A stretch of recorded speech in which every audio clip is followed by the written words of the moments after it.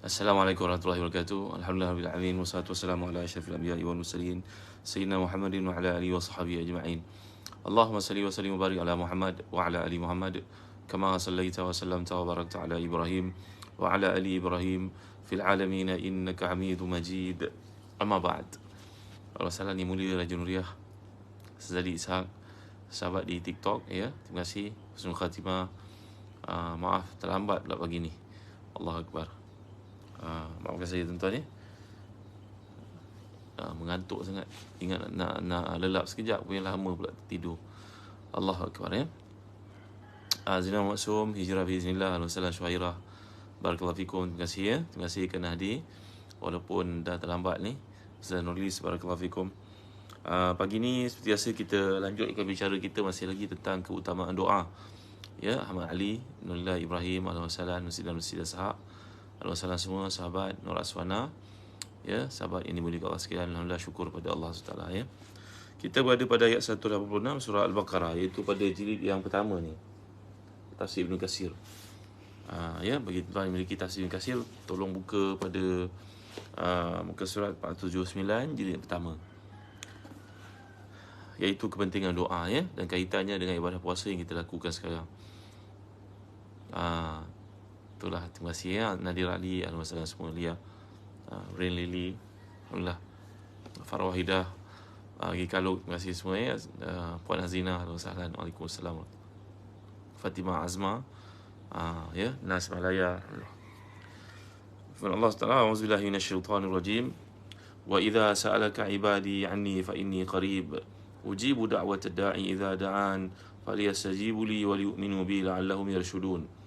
Apabila hamba-hambaku bertanya kepadamu tentang aku, maka jawablah, sungguhnya aku ni dekat. Aku mengabulkan permohonan orang yang berdoa bila dia mohon kepadaku, maka hendaklah mereka itu memenuhi segala perintahku, dan hendaklah mereka beriman kepadaku, supaya mereka sentiasa berada dalam kebenaran. Jami' Al-Qurtubi, sahabat dimuliakan sekalian ya, baik di Facebook ataupun di TikTok pada pagi ni. Jadi kali ini telah kita bincangkan dalam kuliah yang terdahulu bahawa Allah Taala dekat. Dekatnya Allah Taala dengan kita seperti yang difirmankan, menunjukkan kepada rahmatnya, dan kita memadailah untuk mengatakan sedemikian saja supaya kita tidak masuk lebih jauh sehingga menimbulkan macam-macam fitnah dalam huraian yang dikemukakan. Ya, Allah mengatakan dekat, dah dekat. Kita kata dekat macam mana? Macam seorang kita melihat bulan, nampak macam dekat je, tapi orang kat kutub utara pun nampak bulan begitu juga. Orang dekat Filipina pun nampak pada waktu yang sama juga. Anak bulan muncul sebagai contohnya. Jadi dekatnya kita pun tidak tahu maksud dekat yang dikehendaki itu. Termadailah untuk kita kata Allah mendengar. Ya, Allah mendengar segala permintaan kita tanpa ada sebarang halangan. Demikianlah jelas para ulama Ahlus Sunnah. Terima kasih tuan-tuan, dapat ikut dapat dengar ya. Kalau tak dengar tolong komen. Saya boleh buat perubahan pada mic ke apa benda yang ada kat sini. Baik ya. Jadi memohon kepada Allah SWT pada malam Qadar ini, pada malam akhir Ramadan ini, kita tumpukan mohon kepada Allah supaya dapat keampunan, supaya dijauhkan daripada musibah. Mintalah kepada Allah SWT selepas keimanan, mohonlah kepadanya kesihatan, kerana tiada nikmat besar dalam hidup berbanding dengan nikmat sihat yang kita ada. Ya, seseorang daripada kita mungkin terlantar sakit, mungkin keluarganya dalam kesukaran, mengalami hutang dan sebagainya, kematian. Ya, mohonlah kepada Allah keimanan dan mohon kepadanya kekuatan untuk mengalami ujian dalam kehidupan ini. Seandainya diuji, tapi tanpa ujian jangan pula kita berdoa Allahumma ja'alni minas sabirin, Allahumma ja'alni minas sabirin, ya Allah jadikan aku yang sabar. Kata Imam Al-Ghazali berkaitan perkara ini berlaku pada zaman Ali karramallahu wajhah. Sahabat Nabi yang bernama Ali karramallahu wajhah ni seorang sahabat yang faqih, alim, hasil awang ya, Faridah Al-Wasalam. Bila Sayyidina Ali mendengar doa orang itu mohon kepada Allah supaya kurniakan, jadikan daripada kalangan yang sabar, maka Sayyidina Ali menegur, berdoa kepada Allah akan macam itu saudara. Kalau kau doa kepada Allah, Allahumma ja'alni minas sabirin, berarti kau minta ujian daripadanya. Mohonlah kepada Allah seperti yang Allah ajar, Rabbana la tu'akhidna in nasina wa akhtana, Rabbana wa la tahmil alaina isran kama hamaltahu alladhina min qablina, Rabbana wa la tuhammilna ma la taqata lana bih, wa'fu 'anna waghfir lana warhamna anta maulana fansurna 'alal qaumil kafirin.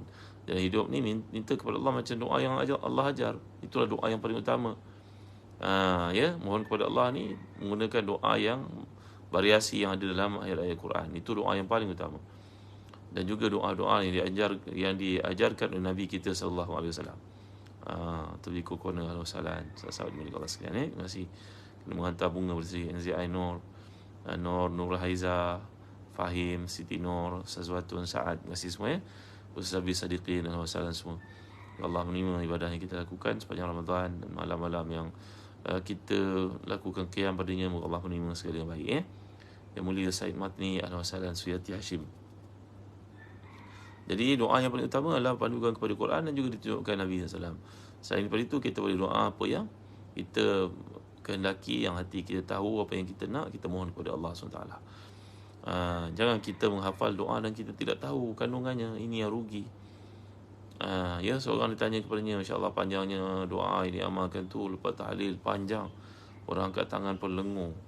Tanya pada orang yang mengimamkan bacaan itu, tahu ke apa yang dibaca panjang-panjang? Satu pun tak tahu tuan. Allahu Akbar. Dan forward dia hafal doa itu, mungkin dia hafalnya pun salah, ataupun dia ingati benda hafazannya pun salah, kerana dia tidak check masa ke semasa. Dia pun tidak faham apa yang dipohon. Ini adalah kerugian. Jadi sebenarnya kita mohon kepada Allah ya, pengkami saya jemaah adalah untuk mendapat keridhaannya, mohon kepadanya kesihatan, mohon kepadanya kekayaan. Doa yang Nabi ajar kepada kita sebagai contoh yang telah kita hafal banyak kali. Allahumma inni as'alukal huda wat tuqa wal afaf wal ghina. Allahumma inni as'alukal huda wat tuqa wal afaf wal ghina. Ya Allah, mohon kepadamu hidayah, ketakwaan. Aku mohon kepadamu kesucian diri, dan aku mohon kepadamu kekayaan. Tengok turutan 4 perkara yang dianjurkan dalam Islam ni tadi. Budiman Hasan, malam tadi Lailatul Qadar ke? Saya pun tidak tahu tuan-tuan. Mudah-mudahan iyalah. Ya, mereka yang beramal, mudah-mudahan Allah berilah pada mereka Lailatul Qadar yang bersungguh-sungguh sembahyang tarawihnya 20 rakaat bersama imam sampai bagi salam. Ya, yang sembahyang subuh berjemaahnya pagi tadi. Kemudian ada yang telah pun sembahyang isyak berjemaah malam semalam. Mudah-mudahan semua ni mendapat kelebihan Lailatul Qadar. Ya. Cuma ramailah kalangan para sahabat yang menekankan malam ke-27 yang kita lalui yang ini hari ke-27 dah tuan-tuan ya, sedar atau tidak. Esok 28 Khamis, esok apa? Rabu Rabu. Kemudian hari Khamis 29 28 ya. 7 hari ni 27, 28 29. Ya, sama ada Jumaat itu kita berpuasa raya ke-30 ataupun dah masuk hari raya. Ya Allah, cepatnya masa berlalu. Subhanallah, Masya Allah. Allahu Akbar, la ilaha illallah wahdahu la syarikalah. Jadi doa yang paling utama ni doa yang kita pohon kepada Allah Ta'ala, minta kepadanya keampunan, minta kepadanya kesihatan, minta kepadanya kekayaan. Hidup ni jangan minta dengan orang. Ingat tahu bila Nabi SAW ditanyakan oleh seorang sahabat bagaimana amalan yang lakukan menyebabkan dicintai oleh Allah, maka jawapan Nabi SAW, izhad di dunia, hiduplah dunia dalam keadaan zuhud, maka Allah akan cinta kepada kamu. Dan zuhud daripada minta-minta kepada manusia, nanti manusia akan sayang kepada kamu. Zuhud dalam kehidupan ni berarti pergantungan mutlak kita kepada Allah SWT. Tak berharap dengan manusia. Apa yang ada, alhamdulillah, syukur. Dihiasi dengan sifat ridha, qana'ah, syukur. Ya. Baik. Dengar lagi selanjutnya. Bila huraian ni dikemukakan, iaitu bagaimana Nabi SAW telah menegur para sahabat, minta kepada Allah ni, Allah mendengar permohonan kita tanpa perlu kita menjerit, meninggikan suara. Sedangkan Allah Ta'ala Maha mendengar mintaan kita. Kita bangun malam sebagai contohnya bertahajud, maka tak perlulah kita bersuara kuat-kuat. Kalau kita jadi imam kat masjid pun tak perlulah kita buka mic kuat-kuat. Ada orang yang iktikaf, yang nak beribadah sendiri. Kalau kita jadi imam, kita buka satu masjid, kita pergi buka mikrofonnya, orang nak ibadah sendiri pun kelang kabut jadinya. Mungkin ada beberapa orang nak ikut kita melakukan salat tasbih, tapi tak perlulah mic itu dibuka serata alam mendengar. Ya, kesian orang lain yang mungkin nak melakukan ibadah, mengganggu, fokus hilang, nak berdoa, hilang fokus. Ini teguranlah kepada tuan-tuan imam dekat masjid supaya mengelakkan jangan ganggu, tashwish. Ada al-musallin, kita ni tanpa kita sedar kita mengganggu orang lain nak melakukan ibadah, kerana tak semua orang ingin menunaikan salat berjemaah dengan kita. Begitu Baik, mohon kepada Allah ni jangan suaranya kuat mengganggu orang lain. Dalam hadis mengatakan yustajabu li ahadikum ma lam ya'jal, yaqulu da'awtu falam yastajib li. Dikatakan kepada seseorang itu bahawa Nabi SAW menjelaskan bahawa doa seorang itu dimakbulkan selagi dia tidak tergesa-gesa. Bagaimana maksud tergesa-gesa? Tergesa-gesa yang dimaksudkan dalam hadis Nabi ni, iaitu dia berkata, aku dah banyak kali mohon pada Allah tapi tak dimakbulkan.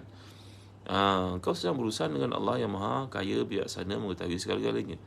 Mengetahuinya Allah akan satu perkara itu bukan macam mengetahuinya saya ataupun tuan-tuan, seperti Imam Ghazali jelaskan. Mengetahuinya kita kerana batasan maklumat itu sampai kepada kita pada waktunya. Contoh, kita belajar maka kita tahu, kita diberitahu maka kita pun bertambah tahu, kita membaca kita bertambah tahu. Sebenarnya kita tidak tahu apa-apa. Itu ilmunya kita. Ilmu kita pula terbatas. Sedangkan ilmu Allah sebelum ia berlaku, ketika ia berlaku, selepas ia berlaku, meliputi segala-galanya. Itu sebab kita akan jumpa dalam ayat Allah, muhit al-wasalan, akhata Allah bi kulli syai'in ilma. Ahat maknanya penguasaan ilmu Allah itu meliputi segala-galanya. Bukan macam ilmu kita yang bersifat terbahagi, juzuk-juzuk, mengetahui sedikit, tak mengetahui yang lain. Jadi kita berdoa kepada Allah Taala, walaupun belum dimakbulkan, kita teruskan doa tanpa ada perasaan sedikit pun rasa ragu ataupun tergesa-gesa mohon kenapa belum dimakbulkan. Ya. La yazalu yustajabu li'abdi ma lam yada' bi ithmin aw qati'ati rahimin wa ma lam yasta'jil. Qila ya Rasulullah mastajal, qala yaqul qad da'utu wa qad da'utu falam ara yustajabu li fayastahsir inda dhalika wa yada'u du'a. Seorang hamba akan selesai dimakbulkan selama dia tidak berdoa untuk perkara yang sifat dosa dan memutuskan silaturahim. Ya. Live doa daripada Masjid Haram pada waktu sekarang ni. Malam 27. Ya. Pada waktu sekarang ni. Sekarang pukul 7, mana pukul 2 pagi. Live doa. Ya tuan-tuan ni boleh kasihan. Ya, ada doa daripada Imam Masjid Haram pada waktu ni. Mereka lambat berkata 5 jam kan. Mereka sedang qiyam pada waktu ni. Alhamdulillah ni, sahabat asal Aceh, Azal Mahbub, alhamdulillah semua, Jamilah Ngah, alhamdulillah semua. Ni Usaini, Latifah. Dan saya minta maaf kerana tak dapat jemput tuan-tuan masuk cross broadcast dengan tuan-tuan. Nanti insyaAllah lepas raya nanti kita adakan pertemuan dengan tuan-tuan dan saya jemput tuan-tuan untuk bercakap dengan saya dalam kuliah. Pada jimat, alhamdulillah.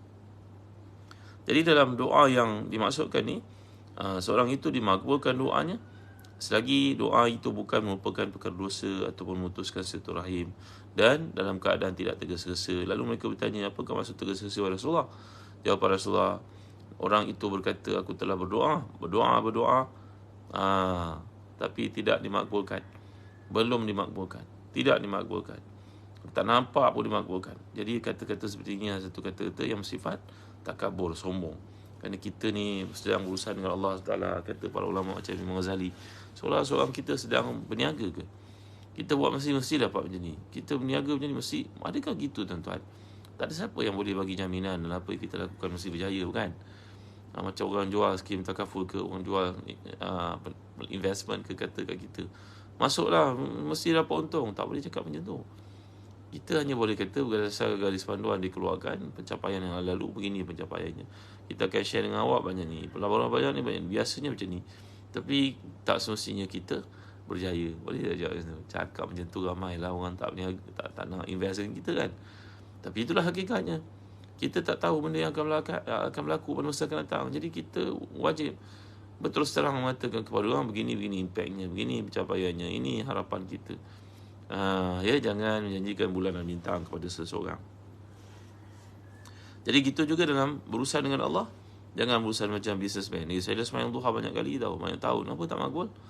La ilaha illallah Muhammadur Rasulullah, masya-Allah tabaraka wa taala. Saya nak cerita pada tuan satu kisah yang merupakan pengajaran lah. Mudah-mudahan ada manfaat padanya.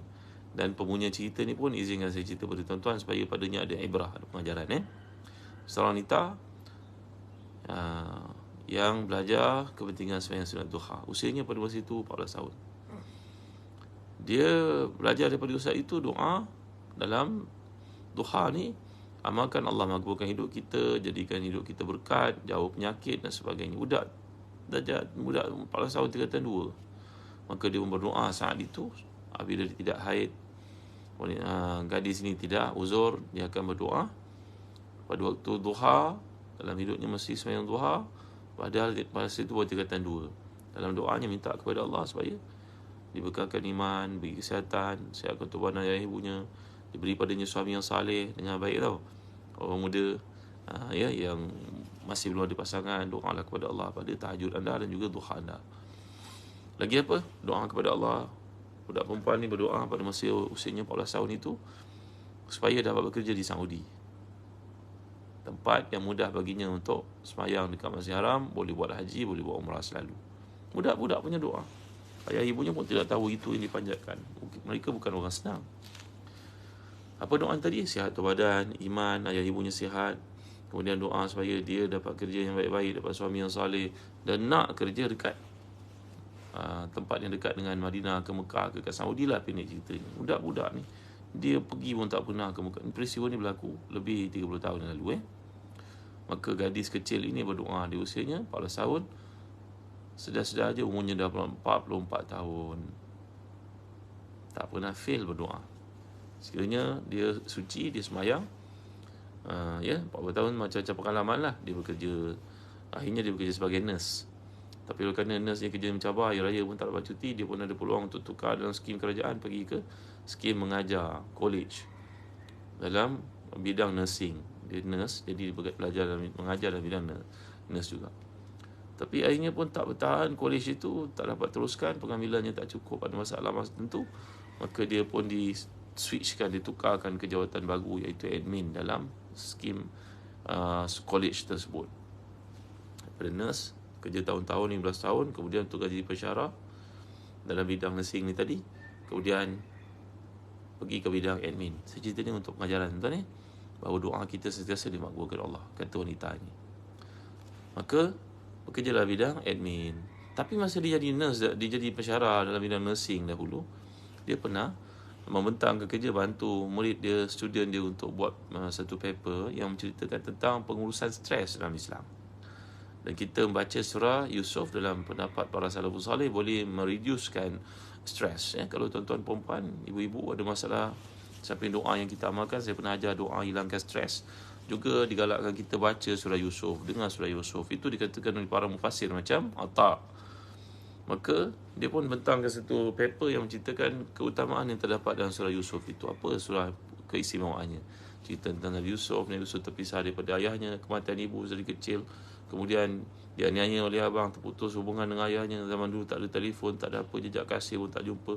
Sedar-sedar saja perjalanan hidupnya pada usia 12 tahun hingga menjadi seorang lelaki dewasa pada usia 40 tahun, terpisah daripada ayahnya 28 tahun. Bayangkan, panjang tak panjang keadaan itu. Dia penjara saja beberapa belas tahun. Subhanallah, masya-Allah, tabarakallah. Jadi memanglah surah ni satu surah yang sangat dramatik, satu surah yang sangat membentuk dalam jiwa kita ketabahan, kekuatannya. Maka dia membentangkan kelebihan surah ni dengan student dia. Masa tu dia masih pensyarah dekat college tersebut. Tuan-tuan, kalaulah sahabat saya ni mendengar bersama kuliah ni, moga betul apa yang saya cerita ni. Beliau ada kat Mekah sekarang. Maka kertas kerja yang dibentangkan itu mendapat perhatian daripada pihak Arab. Maka dia beri tawarannya lagi sekali untuk bekerja kat Dubai sebagai nurse. Nak pergi bentang kertas kerja, nak pergi interview kat Dubai itu pun tak ada duit, tuan-tuan. Punya susahnya hidup. Suaminya pun bekerja biasa-biasa saja. Mereka tak punya wang untuk pergi ke Dubai. Tapi bila pergi ke Dubai dengan pinjaman duit daripada adik-adik terdekat, maka sampai kat Dubai, tengok bangunannya hebatnya, tapi nak bekerja bidang nurse lagi sekali. Ramailah orang Malaysia kerja dekat Dubai sebagai nurse, gajinya banyak lah. Dia orang kata 5 figure. Tuan-tuan dia boleh kata saya 5 figure 6 figure 5 figure tuan-tuan dia boleh kata sekarang. Maka wanita ini menolak baik-baik lah nak bekerja dekat Dubai. Cabaran anak-anak pun tengah besar, usianya dah 44 pada situ. Anak-anaknya kat universiti, suaminya pun kena berhenti kerja, stay kat sana. Tak mau. Tapi rupa-rupanya daripada Dubai itu kertas kerjanya sampai lagi ke Saudi. Dan di Saudi dah merubah landscape hidup, tuan-tuan. Maka Saudi panggil dia untuk bekerja di Jeddah. Di Jeddah bertugas sebagai pensyarah. Maka dia pun sujud syukur, terima, nak pergi lagi sekali tak ada duit. Adalah ipar yang pinjamkan duit, bagi duit pergi. Maka suami isteri meneroka tempat kerja baru. Akhirnya wanita ni telah bekerja di Jeddah sebagai pensyarah lebih 10 tahun, dan kali kontrak mereka diperbaharui. Banyakkan cerita. Beliau berkata kepada saya, Alhamdulillah Ustaz, bekerja kat sini banyak kelebihan. Gaji hampir tak digunakan. Kerana banyaknya ahlul khair, orang baik-baik bagi makan. Tiap-tiap hari ada je orang bagi makan. Budaya kat Saudi, ya. Dan yang paling best sekali Ustaz, kami dapat menunaikan ibadah haji, menunaikan umrah bila masa kita nak buat. Dan setiap hari Rabu akan dimaklumkan besok hari Khamis, siapa nak pergi sembahyang kat Masjid Nabawi, ada bahas disediakan. Bolehlah stay kat sana Jumaat Sabtu, kerana mereka cuti Jumaat dengan Sabtu. Kalau nak stay dekat Mekah pun ada bas pergi hantar, hotel pun disediakan. Seronok tak seronok tuan-tuan? Wanita ni bercerita kepada saya dengan suaminya. Dan suaminya pun dah berhenti kerja di Malaysia. Anak-anaknya belajar kat universiti tapi cuti dapat datang ke sana. Ya Allah, seronoknya Ustaz, macam bulan madu katanya. Hidupnya aman, tenang, dapat semayang setiap minggu di Masjid Haram atau Masjid Nabawi.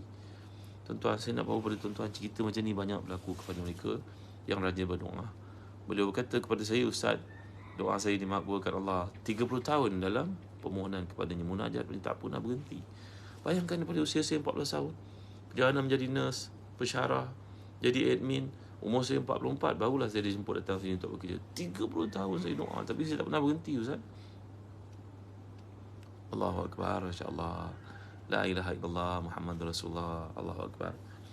Jadi tuan-tuan perempuan yang ada di depan saya pada waktu ni, walaupun saya tak mengenali tuan-tuan, banyakkan tuan-tuan ni, saya nasihatkan diri saya dan tuan-tuan jangan penat berdoa, tuan-tuan, ya. Kerana Allah tidak pernah penat memberi. Mungkin pemberian itu ditangguhkan pada waktu yang lebih sesuai untuk diri kita. Sebagaimana seorang ayah, seorang ibu yang bijaksana tak mudah-mudah bagi kepada anaknya segala tuntutan anaknya itu, kerana mungkin ketidaksesuaian benda itu diberikan sebelum waktunya. Jadi mohon kepada Allah ni jangan penat. Nabi SAW sendiri pun, saya cerita pada tuan-tuan, perang Badar Nabi berdoa sampai serban di bahu Nabi jatuh. Nangis-nangis Nabi SAW, sampai Abu Bakar Siddiq datang jumpa Nabi mengatakan, wahai Rasulullah, cukuplah, Allah dah dengar doa Tuhan. Pun demikian Nabi tetap berdoa SAW. Jamilah Allahu sahlan. Jadi jangan ada di kalangan kita yang bertanya, buat apa doa kan semua telah ditetapkan. Jawapan yang sama, soalan yang sama kita tuju kembali kepada orang tersebut. Kenapa engkau bekerja? Bukankah rezeki telah ditetapkan? Kenapa engkau pergi tengok rumah sana sini untuk beli? Kankah Allah tetapkan dalam Syirat Azali semua mana tempat engkau duduk? Kenapa engkau berusaha pergi merisik orang tu untuk berkahwin dengannya? Kankah Allah kita berusaha, tuan-tuan. Kita berusaha untuk dapat yang terbaik, sebagaimana kita berdoa kepada Allah supaya Allah beri pada kita apa yang kita mintakan itu. Cerita saya ni hasil awang. Allahu Akbar, la ilaha illallah, masya-Allah, tabaraka wa taala. Jadi jangan kita menyangkakan, jangan ada sedikit pun perasaan hati kita doa kita tak dimakbulkan. Apa yang kita caturkan pujuk hati kita untuk mengatakan, ya Allah, Engkau lebih mengetahui, apa yang aku minta ni mungkin belum layak untuk aku terima, tapi aku tak akan pernah berhenti berdoa, ya Allah. Saya cerita pada tuan-tuan bagaimana Nabi Yunus ketika baginda berada dalam perut ikan, kan. Nabi Yunus seorang yang banyak munajatnya kepada Allah. Falaula angkana minal musabbihin la labisa fi batnihi ila yaumi yub'atsun. Kita baca kisah Nabi Yunus dalam surah Al-Anbiya sebagai contohnya. Kalaulah tidak dia ini banyak munajat kepada Allah, tentulah Allah Taala akan biarkan dia duduk dalam perut ikan itu sampai ke hari kiamat. Jadi tuan-tuan, sebanyak sangat ujian Tuhan. Allah bagi pada kita ujian untuk penghapusan dosa, tuan-tuan. Tapi demikian kita meninggalkan perkara-perkara yang haram. Kita mohonlah kepada Allah. InsyaAllah tak dihijab antara permohonan kita dengan apa yang dimakbulkan itu. Ingat selalu bahawa kalau berhimpun manusia yang pertama hingga terakhir di satu tempat, dan semua mereka mohon kepada Allah hajat yang berbeza-beza, lalu dipenuhi Allah segala ketetapan, segala keperluan itu tanpa ada yang diabaikan. Dan saya tak akan mengurangkan sedikit pun daripada kerajaan Allah, pemilikan Allah yang maha luas itu, melainkan seperti sebagaimana diterangkan, jarum itu dicucukkan ke dalam, dimasukkan dalam lautan, yang melekat pada jarum itulah yang diberikan, yang tinggal dalam lautan itu merupakan masih lagi kepunyaan Allah yang memiliki segala-galanya. Aida Zainal, Alhamdulillah, sahabat dimuliakan Allah sekalian, Kasim Azizah. Jadi jangan penat berhenti, jangan penat berdoa, jangan berhenti berdoa. Kalau kita ada diuji Allah dengan anak sakit, ya Allah, ya Tuhan, Alhamdulillah Umi Fatih dalam grup kita ni rajin mengadakan program-program membantu mereka ke hospital dan sebagainya. Tuan nak membantu, nak mengulurkan bantuan, masih ada waktu lagi untuk Umi Fatih, Ustazah Umi Fatih, guru kelas kita. ketua kelas kita yang banyak menjalankan aktiviti ni. Tuan-tuan boleh hubungi beliau InsyaAllah mudah-mudahan persatuan ni diberkati, dimudahkan oleh Allah segala usaha kita. Ada setengah hospital yang beritahu kepada saya, tak boleh sebut nama hospital hospital besar dalam Kuala Lumpur ni, berkata kalaulah tuan-tuan tidak membantu kami untuk mengadakan makanan juadah buka puasa, nasi bungkus sebagainya, nanti persatuan Sing, persatuan Kristian, persatuan Buddhis, Hinduism dan sebagainya, mereka berlumba-lumba untuk bantu ibu-ibu yang menjaga anak-anak mereka sakit kronik di hospital itu untuk menaja berbuka puasa. Berlumba-lumba mereka. Malunya kita orang Islam kalau tak ambil tindakan, tuan-tuan ya. Evita Manivi. Dan persatuan-persatuan bukan Islam itu memberikan bantuan dan juga buka puasa juadah kepada orang Islam. Bukannya nak minta orang ibu-ibu tu murtad, tak, mereka tak ada pun agenda macam tu, tapi sengaja nak bagi bantuan. Allahu Akbar. Kita orang Islam ni banyak lah tuan-tuan, ma faratna dalam hak-hak orang Islam. Banyak benda yang kita ifrat, tuan-tuan ni, banyak benda yang kita tafrid, kita tak ambil tahu, kita tidak berusaha untuk bantu mereka. Carilah tuan-tuan hospital-hospital ni, buat pesakit kanak-kanak dan sebagainya. Allahu Akbar. Doa mereka tu mustajab, tuan-tuan dimuliakan Allah sekalian. Walaupun belum dimakbulkan, tapi Allah Maha mendengar ibu-ibu yang menemani anak-anak berada dekat hospital tu. Teruskan berdoa. Ya, ada yang minggu-minggu, ada bulan-bulan.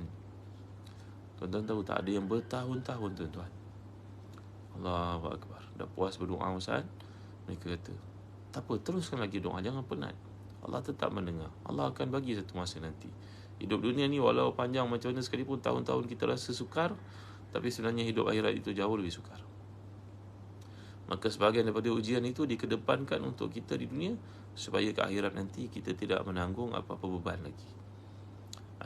Ya.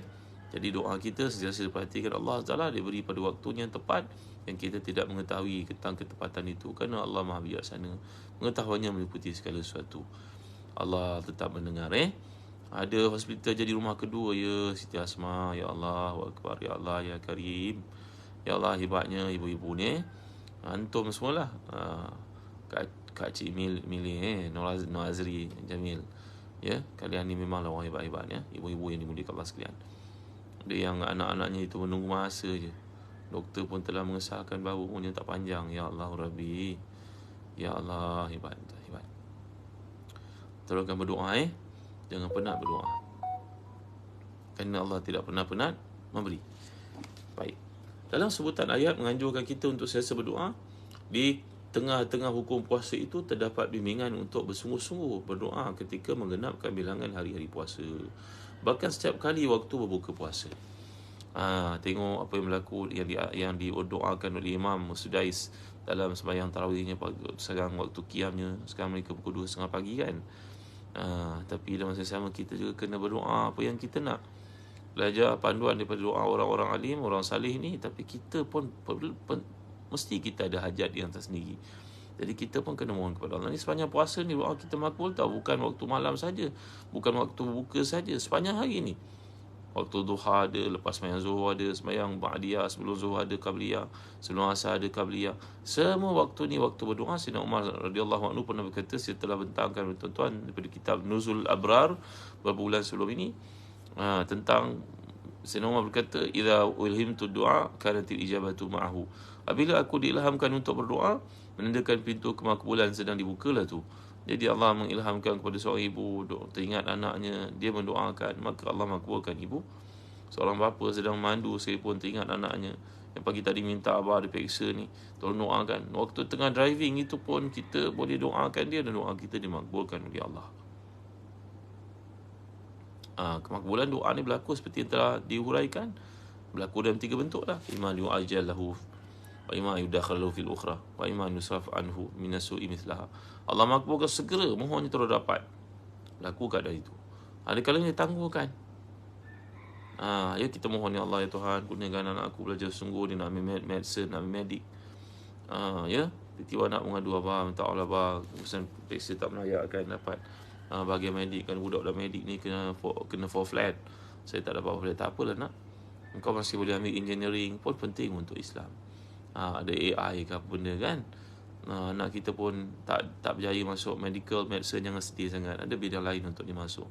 Rupa-rupanya dia masuk bidang itu jadi best student. Rupanya bidang kat situ. Kita minta kod lain, Allah beri kod lain. Bukan Allah tak makbulkan, tapi Allah Maha mengetahui bahawa kelayakannya.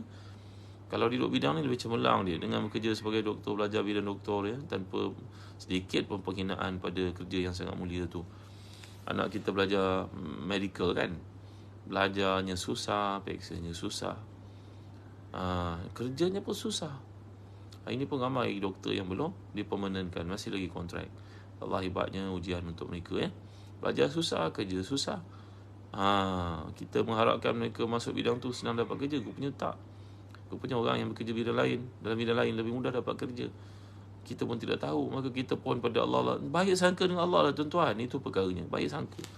Keyword dia, baik sangka dengan Allah. Kita minta tak dapat, bukan berarti Allah tolak. Tapi Allah memperuntukkan untuk anak kita jadi lebih cemerlang dalam bidang lain. Dan banyak khidmat baktinya kepada kita, kepada masyarakat, kepada umat. Macam tu jangan duk hina orang. Itulah belajar tu bodoh. Jangan sebut macam tu tuan-tuan. Bukan anak tu BODOH. Anak itu Allah jadikan dia, lorongkan dia untuk dapat satu benda yang lebih manfaat untuknya yang kita tidak tahu. Jadi tuan-tuan dimuliakan Allah sekalian, inilah perkara yang berkaitan dengan galakan berdoa daripada tafsir Ibn Katsir. Ini tafsir Ibn Katsir didapatkan daripada Ustazah Nurilis. Masuk kat grup sahabat Ustaz Zahazan dalam Telegram, nanti tanya kepada dia bagaimana dapatkan tafsir Ibn Katsir. Tafsir Ibn Katsir ni penting, kita akan jadikan silibus kita kuliah lepas Ramadan ni, insya-Allah. Doakan saya sebagai istiqamah tuan-tuan. Apa tadi? Poin ketiga. Apa benda poin ketiga? Allah makbulkan doa kita yang pertama sekali, cepat. Yang kedua, ditangguhkan, diberi dalam bentuk lain. Yang ketiga, Allah SWT beri kepada kita, doa kita tidak dimakbulkan, tapi Allah jadikan dia satu penghalang daripada musibah berlaku terhadap kita. Dengan kadar doa yang kita mohonkan itu. Begini nak bagi mudah. Faham? Kita melihat orang kepalangan kan, padahal kita pun pernah juga mandu dalam keadaan mengantuk. Kita dengar rumah orang dimasuki perompak kan, padahal kita pun kerap tidur malam terlupa nak kunci pintu. Betul kan? Kita kerap jumpa orang ditimpa penyakit, padahal orang itu lebih menjaga makannya banding kita. Maka ini menunjukkan kepada kita kasih sayang Allah Ta'ala dalam bentuk doa yang kita pohonkan itu telah melindungi kita daripada musibah-musibah berlaku, yang Allah tukarkan nilai doa itu menjadi satu pendinding untuk kita daripada musibah berlaku dalam hidup kita. Bagaimana kita nak tahu doa kita dimakbulkan, Ustaz? Perkara yang namanya doa dimakbulkan, kita lihat kesan doa itu dalam kehidupan kita. Pernah orang bertanya pada seorang ulama terkemuka di Indonesia namanya Pak Hamka. Dia berkata bahawa saya berdoa banyak tapi Allah tak makbulkan. Maka Pak Hamka jawab padanya, awak tidur kat rumah awak dinding ada pintu, ada lampu, ada kipas, ada katil, ada. Apa tujuan Pak Hamka bertanya benda ni semua? Nak beritahu pada engkau banyak benda yang kau dapat, benda yang kau tak minta, itulah Allah tukar daripada doa menjadi nikmat-nikmat yang lain. Maka tak semua hajat yang kau minta tu sesuai untuk kau sebenarnya, maka Allah jadikan pulangannya dalam bentuk yang lain. Jadi kalau kita merasai kehidupan kita ni, ketenangan, keamanan, apa yang kita minta tak semua dapat, tapi banyak nikmat yang kita ada, yakinlah doa kita diterima oleh Allah SWT. Kita tu jangan lakukan maksiat, kerana maksiat menjadi hijab doa dimakbulkan. Kalau ada hak orang, kembalikan hak tersebut. Tuan-tuan dimuliakan Allah sekalian, La ilaha illallah Muhammadur Rasulullah, masya-Allah tabaraka wa taala. Jadi semalam saya janji kepada tuan-tuan dalam hidup ni, kerana the magic of thinking big, mintalah yang besar-besar, jangan minta benda yang kecil-kecil. Mintalah kepada Allah keampunan, mintalah kepada Allah keselamatan dunia akhirat, mintalah kepada Allah rezeki kita cukup. Tak semestinya jadi kaya. Apa, ingat orang kaya tu semua hati tenang ke? Ada orang kaya rumahnya besar bertingkat-tingkat, dia tak duduk kat bawah rumahnya, dia duduk kat hospital. Kerana rumahnya yang besar, yang hebat, yang kaya raya, semuanya di-enjoy oleh orang lain. Bantunya, pekerja-pekerjanya berlagak macam rumah sendiri, makan, pakai. Kalau orang itu kaya raya tapi sakit, duduk kat hospital, terpaksa pula hospital tu dikonvertkan menjadi satu hotel untuknya, kerana dia orang penting, orang besar. Kalau dia umumkan penyakitnya, boleh jatuh bursa saham, tuan-tuan. Ada orang seperti itu, tahu tak tuan-tuan? Penyakitnya dirahsiakan daripada orang, kerana dia yang punya perniagaan besar. Perniagaan itu satu dunia, memiliki keahlian dalamnya, dipanggil public. Ya, public apa? Public punya entity kan. Ya, ni perniagaan milik orang ramai, public listed company. Maka semua orang mengharapkan kepada dia, padahal dia sakit dah. Penyakit itu tak dapat diumumkan. Kalau umumkan nanti orang semua keluar tarik saham, boleh jatuh besar tuan-tuan. Sedangkan hidupnya di hospital, satu hospital tu ditukar, satu floor menjadi tempat untuk dia. Dia pun dah tak sedar. La ilaha illallah Muhammad Rasulullah. Jadi kita dah hidup ni mohon kepada Allah, mohon kepada Allah kesihatan. Ya. Okey, tuan-tuan dah tahu sangat cerita semalam Mohon kepada Allah benda yang besar-besar, hajat mesti hajat yang besar. Macam Rabi'ah bila mohon kepada Nabi, mohon kepada Nabi supaya dapat menemani Nabi masuk syurga sallallahu alaihi wasallam. Ya, begitu juga wanita Yahudi pada zaman Nabi Musa alaihissalam. Bila Nabi Musa telah pun ditunjukkan Allah jalan untuk keluar menyelamatkan Bani Israel di bawah pimpinannya supaya lari daripada Firaun, maka mereka tersesat jalan. Lalu diberitahu kepada Nabi Musa alaihissalam, kita mempunyai janji dengan Nabi yang terdahulu, iaitu Nabi Yusuf yang bertanggungjawab membawa Bani Israel masuk ke Mesir. Tuan-tuan tahu kan, Nabi Yusuf ini kan cerita merupakan pemimpin Mesir, menjadi seorang menteri besar di Mesir, sama ada menteri keuangan atau sebagainya. Kita baca, nanti ada peluang kita baca surah Yusuf. Maka berkat kedudukannya itu dipanggil ayah ibunya adik-beradik datang ke Mesir, dan dia pun mendapat penempatan di Mesir. Padahal orang Yahudi bukannya penduduk Mesir. Maka zaman berzaman, anak, cucu, keturunan Nabi-Nabi yang mulia itu sampai kepada Nabi Musa. Tapi pada zaman Musa berlaku ujian untuk penduduk Bani Yahudi, kaum Yahudi yang datang ke Mesir itu, iaitu mereka ni dianiaya oleh penduduk asal Mesir, pribumi Mesir, iaitu kaum Kinti yang bawa pimpinan Firaun tu. Maka bila Nabi Musa AS nak keluar daripada diburu oleh Firaun itu, maka mereka kena bawa keluar makam Nabi Yusuf. Nabi Yusuf beratus tahun sebelum Nabi Musa lah. Tapi mereka tidak tahu di mana makam Nabi Yusuf. Maka seorang saja yang tahu makam Nabi Yusuf itu, iaitu seorang perempuan tua yang mengetahuinya daripada datuk nenek moyangnya. Dan Nabi Musa berjumpa dengan wanita itu. Wanita itu memberikan syarat, kalau nak aku tunjukkan di mana makamnya Nabi Yusuf, bagi kepada aku jaminan, wahai Nabi Musa, aku dapat masuk syurga bersama dengan Nabi Musa nanti. Allahu Akbar. Besarnya cita-cita wanita itu, hebatnya permintaan itu.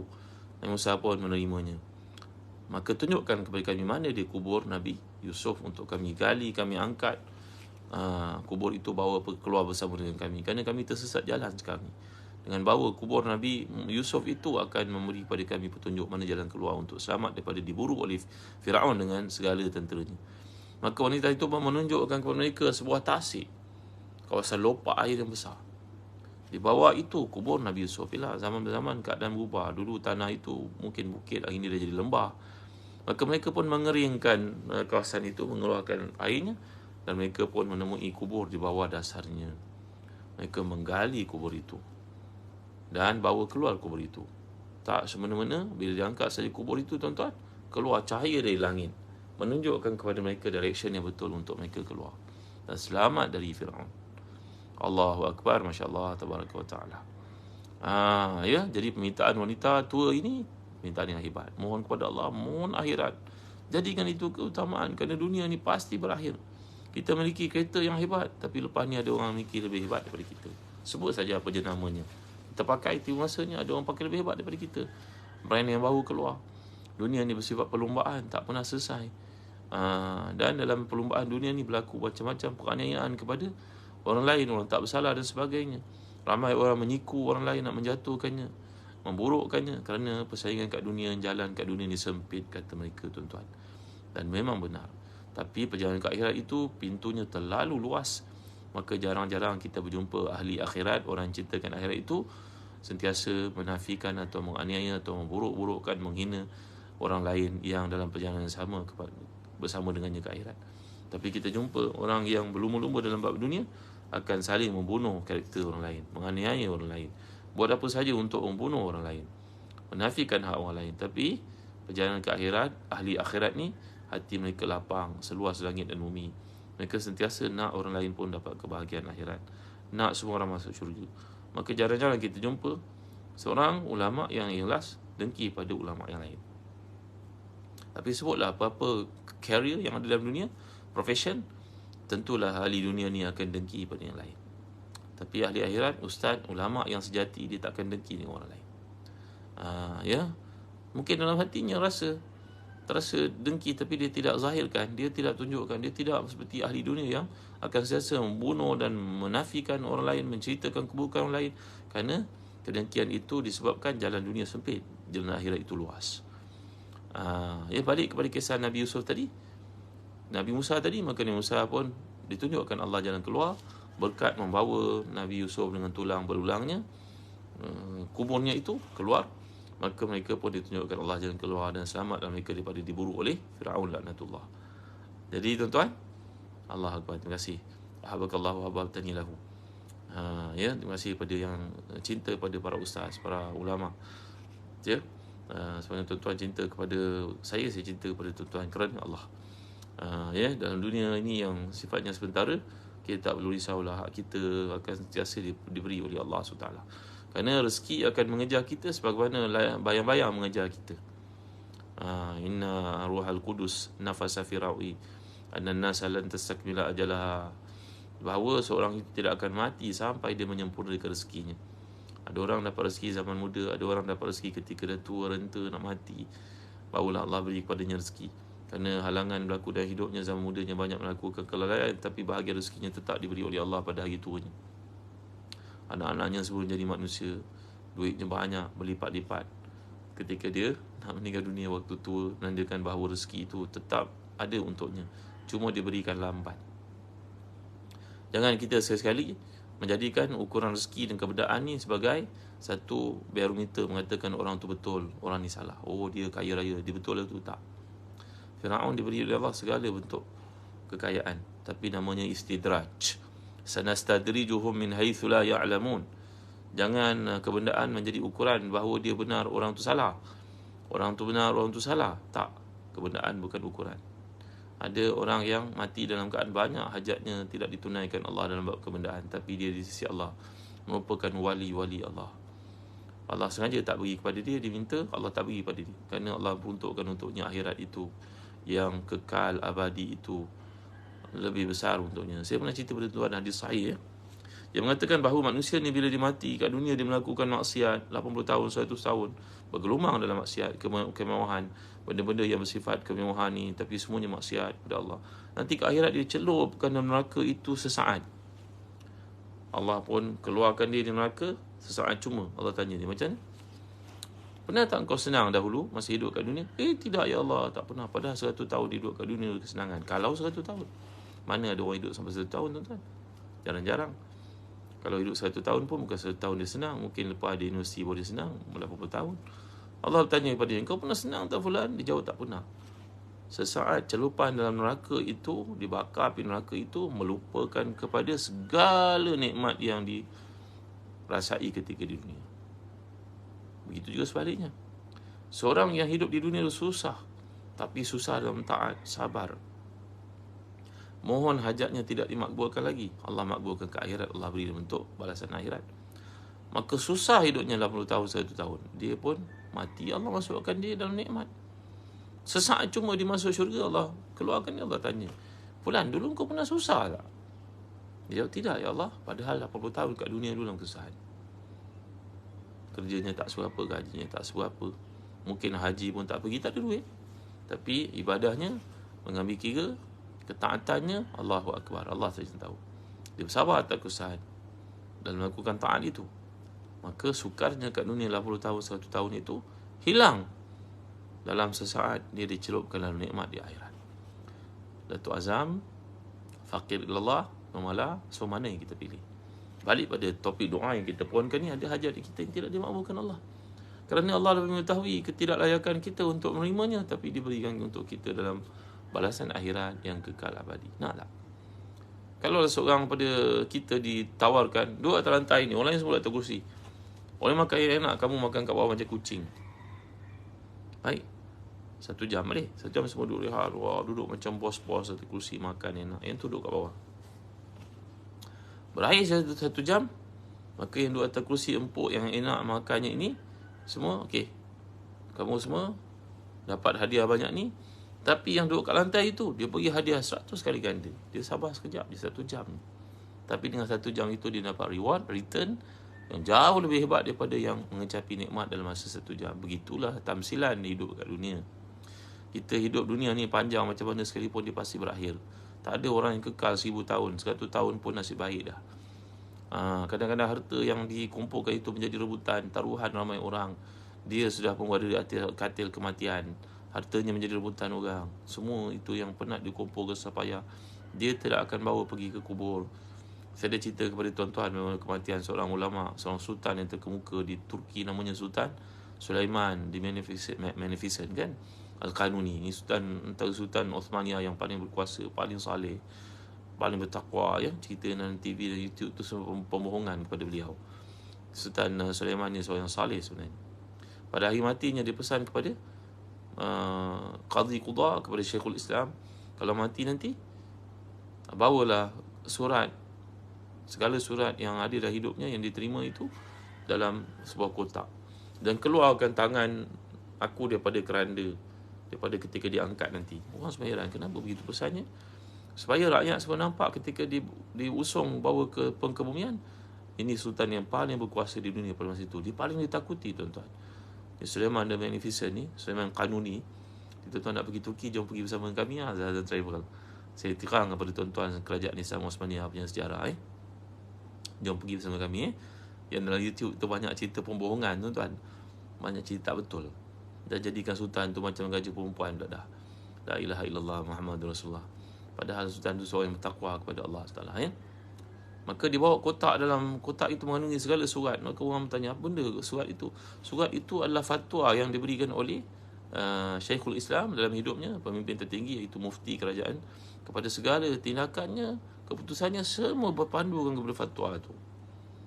Kalau aku mati nanti, tanam sekali. Bila Allah Ta'ala tanya kepada aku, keputusan aku buat, semuanya merujuk kepada orang alim itu, supaya aku tidak ditanggungjawabkan atas apa beban dosa. Allahu Akbar.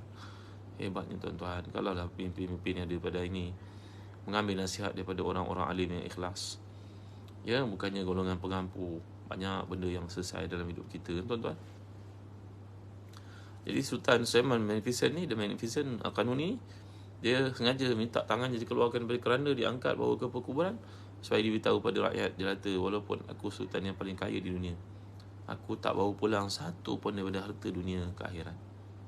Yang kita kena sedar, kita bawa pulang amal salih kita. Allahu Akbar. Itu cerita orang kaya Jadi jangan jadikan ukuran kebenaran, kemenangan pada bilangan, pada kekayaan. Itu semua benda yang salah. Kebenaran tu terlalu mulia untuk dikaitkan dengan individu ataupun orang tertentu ataupun kekayaan. Kebenaran lebih tinggi daripada segala-galanya. Ya. Jadi tuan-tuan, kemudian disebut lagi doa orang yang tidak ditolak oleh Allah. Salah satu la turadu da'watuhum al-imamul adil wa sa'imu hatta yuftir wa da'watul mazlum yarfa'uhu Allah duna al-ghamam yawm al-qiyamah wa tuftahu laha abwabus sama' wa yaqul bi'izzati ansurannaka walau ba'da hin. Ada 3 golongan yang doanya tak pernah ditolak. Pemimpin yang adil. Macam tadi saya cerita Sulaiman Al-Qanuni lah. Sulaiman yang sangat ditakuti oleh Barat. Dia membuka Barat tu sampai ke Vienna, tuan-tuan, sampai ke France. Hebatnya Sultan Sulaiman Al-Qanuni. Pemimpin yang adil. Yang kedua, orang berpuasa macam kita semua, insya-Allah. Puasa sungguh-sungguh kerana Allah, doanya makbul. Yang ketiga, orang yang dizalimi, Allah pasti mengangkat doanya itu tanpa terhalang oleh awan pada hari kiamat, dan dibukakan baginya pintu-pintu langit. Allah berfirman, demi kekuasaanku, kemuliaanku, aku pasti menolong kamu dalam bila-bila waktu yang aku kehendaki. Jadi doa, tiga golongan yang sentiasa dimakbulkan Allah. Salah satunya orang berpuasa sampai dia berbuka. Jadi jangan pernah berdoa seperti yang kita katakan tadi. Sahabat Nurul Kasihan, Nurul Syazwati, ya, Asmara Abdullah, Teja, Bentayan, ya, Yok Peri, salam semua. Jangan lupa masuk dalam grup sahabat Ustaz Azan di Telegram. Doa-doa yang kita pelajari akan kita kumpulkan kat situ, nota, fakta semua, insya-Allah. Dan yang nak beli tafsir Ibn Katsir ni boleh dapatkan daripada Ustazah Umi Fatih dalam grup Telegram kita. Maaf tuan-tuan, terima kasih. Dan pukul 8.30 saya berhenti kat sini dulu. InsyaAllah ya, hari esok kita akan sambung lagi tentang beberapa perkara yang menjadi sebab kemakbulan doa. Perlu kita sebutkan. Ada perkara-perkara yang menyebabkan doa kita dimakbulkan cepat. Tak tahu tak? Ya. Jadi kita akan bercerita tentang seorang insan yang Allah beri kelebihan kepadanya doa dimakbulkan. Bila orang tuduh dia mencuri tanah, mengalihkan batu sempadan, akhirnya insan yang mulia ni telah berdoa ke atasnya. Dia ada dua ya, doa untuk, doa di atas. Doa untuk ni merujuk kepada kebaikan. Doa lahu ataupun laha, lahum. Tapi kalau sebut doaun alaihi ataupun doaun alaiha ataupun doa alaihim, doa diikuti dengan ala, itu makna doa kecelakaan. Jadi sahabat yang mulia ni telah mendoakan kecelakaan kepada insan itu. Siapa insan yang celaka tu? Sampai akhirnya matinya dalam keadaan hina. Jadi hendaklah kita mengawasi diri kita daripada bercakap benda yang tak betul terhadap wali-wali Allah. Ada mereka ni keliling kita, jangan duk sebut tentang mereka. Kerana doa orang yang merupakan wali Allah ni dah tu dizalimi oleh kita pula, lagi lekas dimakbulkan oleh Allah.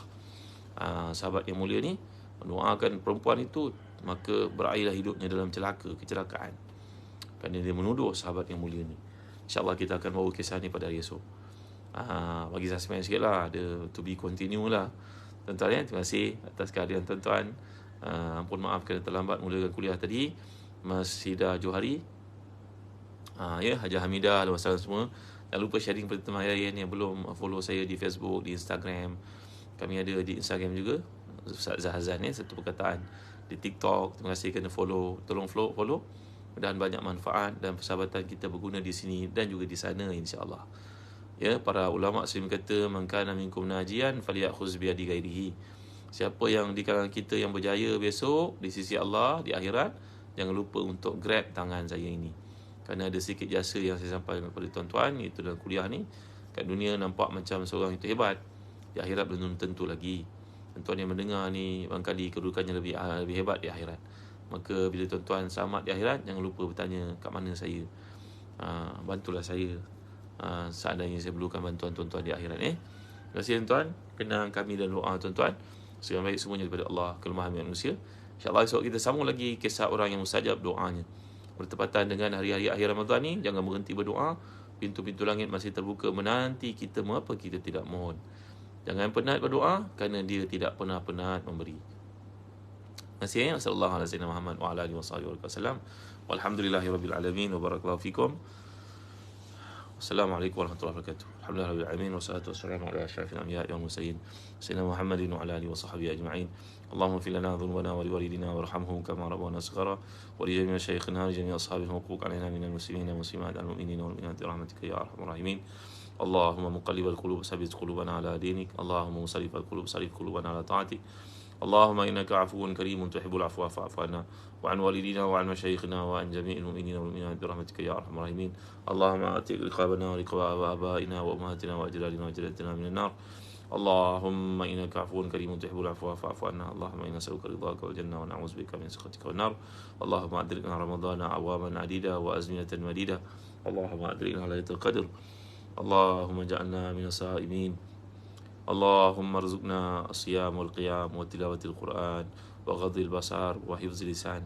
ربنا آتنا في الدنيا حسنة وفي الآخرة حسنة وقنا عذاب النار. صلى الله على سيدنا محمد وعلى آله وصحبه وسلم. Alhamdulillah. Terima kasih tuan. Bagi tuan yang minat untuk menaikkan umrah bersama kami dan Muslim Sekolah, dah buka tawaran sekarang. Harap tuan-tuan tidak melengah lagi, berilah daftar segera. Dan bagi tuan yang memiliki yang minat untuk dapatkan birkah, iaitu produk berasaskan batu sauda, yang ramai yang telah menggunakannya dapat tidur dengan baik waktu malam. Kaum ibu yang kurang susu, tambah susunya, Alhamdulillah. Yang mengalami penyakit-penyakit tentu, resedung sebagainya, banyak yang telah mendapat kelebihan dengan menggunakan birkah batu sauda. Mendapatkan daripada Zazan Travel. Produk baru kami dah sampai, stok baru kami dah sampai. Dapatkan daripada Zazan Travel, daripada Telaga Biru. Terima kasih semua sekali lagi tuan-tuan. Dapatkan tafsir Ibn Katsir, InsyaAllah akan jadi silibus kita, pengajaran kita pada Ramadan nanti berterusan. Kita baca pula untuk tujuan faham. Dah Ramadan kita baca Quran untuk khatam, lepas Ramadan kita baca untuk faham. Dapatkan tafsir Ibn Katsir Sekian tuan. Sallallahu alaihi wasallam Muhammad wa ala alihi wasallam. Alhamdulillahirrabbilalamin. Wa barakallahu fikum. Kenal kami dan orang tuan-tuan. Terima kasih Liza Amani. Terima kasih Faqilullah Syariah Flower. Terima kasih Umi 2183. Nafisa Ibrahim. Dr. Al-Faqira Al-Jilani. Terima kasih semua. Ila Saleh. Terima kasih Kak Long Nur. Mama Syah. Terima kasih. Terima kasih semua. Wafa. Terima kasih Azran. Terima kasih Jana Yusof. Barakallahu fikum. Terima kasih. Jumpa lagi pagi esok insyaAllah ya. Jangan lupa mau'id kita, pertemuan kita pagi esok, dengan tajuk sebab doa dimakbulkan, sebab doa ditolak, dan cerita tentang seorang yang mustajab doa kepada orang yang menganiaya dan menganggapnya mencuri tanahnya, mengalihkan sepadannya. Sekian, Assalamualaikum warahmatullahi wabarakatuh.